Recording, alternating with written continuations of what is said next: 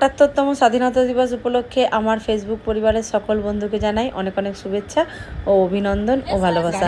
এই তো এখন বাজে ঠিক সকাল ৭টা ৩০-এর মতো। এখন আমরা সবাই রেডি হয়ে আমাদের বার্নপুরের এক ঐতিহ্যবাহী সাংস্কৃতিক হল, তো সেখানে ভারতী ভবন, সেখানে যাব। আমাদের একটা গানের গ্রুপ আছে, তো সেখানে আজকে পতাকা উত্তোলনের সময় আমরা জাতীয় সঙ্গীত গাইবো আর কিছু দেশাত্মবোধক গান গাইবো। যে জাতীয় পতাকা এঁকে আসেনি কপালে তাদেরকে এঁকে দিচ্ছিল তনয়া। তারপরে এবার শুরু করব আমাদের গান। ভবন শীর্ষে আমাদের ভাইস প্রেসিডেন্ট স্যার শ্রী অনিন্দ ঘোষ এখন জাতীয় পতাকা উত্তোলন করবেন।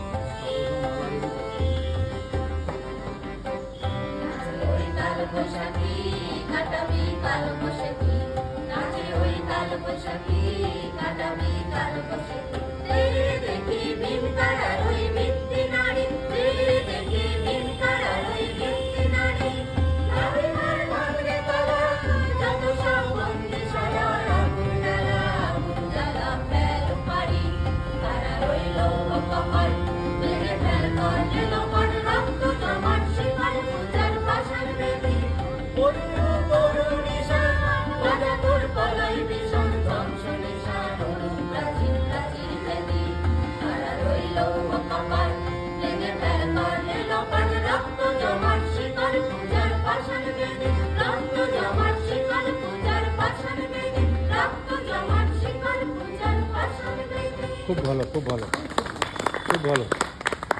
গান হয়ে যাবার পরে এই তো একটা করে মিষ্টির প্যাকেট পেয়েছি, তো মিষ্টির প্যাকেট নিয়ে এখন আমরা চলে যাব আমাদের লনে, কারণ সেখানেও পতাকা উত্তোলনের অনুষ্ঠান আছে। আমার কাছে কিন্তু আমার দেশ সেরা মহান দেশ। চলো আমি আমাদের লনে ফিরে যাই। তো সেখানেও আমার অনেক বান্ধবীরা অপেক্ষা করছিল, তো চলে এসেছি। এখন এখানে আমাদের এখানেও পতাকা উত্তোলনের অনুষ্ঠান অনুষ্ঠিত হবে। প্রতিবেশীরা সকলেই বেরিয়েছে, পতাকা উত্তোলনের অনুষ্ঠান অনুষ্ঠিত হয়ে গেছে।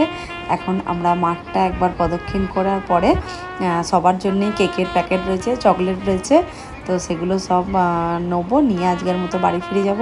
একটা ছোট্ট ব্লগ তোমাদের সাথে শেয়ার করলাম। যদি ভালো লেগে থাকে আশা করি আমার পেজটাকে ফলো করে ভিডিওটা শেয়ার করে পাশে থাকার জন্য অনুরোধ করলাম। টাটা।